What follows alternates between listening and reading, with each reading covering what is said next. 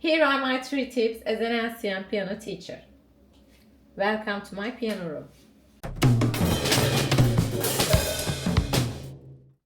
Start by practicing each hand separately. Okay, you should learn the notes first. Just play and read notes loudly. Try to do staccatos and legatos very well. Start with your right hand and practice until you feel safe with both notes and articulation. Understand the fingering and always look at your book while you're doing it. Okay? No looking to hands.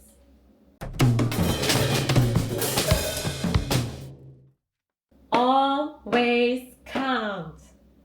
Okay? Practice slowly. Remember, if you want to play fast, you have to practice slowly. Now you are ready to build a steady rhythm. Starting with your own voice will help. Always use your own voice. Okay? You should count the rhythm loudly, like 1 and 2 and 1 and 2 and. Once you figure out the beat, you can add a metronome if you want.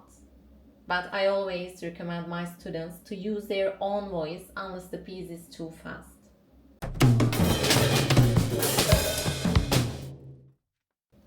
After all, you know the notes, the articulation, and the rhythm. What it means, you know what comes next, okay? F, A, C, F. You know the notes, and you know the articulation. Here is staccato, here is legato, and you know the rhythm. You're counting, okay? Now it's time to add dynamics and make this piece a musical joy. In this piece, there are 2 dynamics, forte and piano. Simply try to express the contrast of them because forte is loud and piano is soft. Play the first 2 lines loudly, and when you come to the 3rd line, start to whisper with your fingers like this.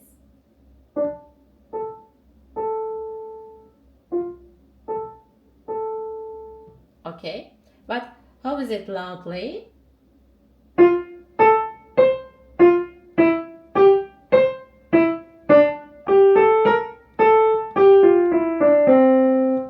When you come to 3rd line, you should do this like this.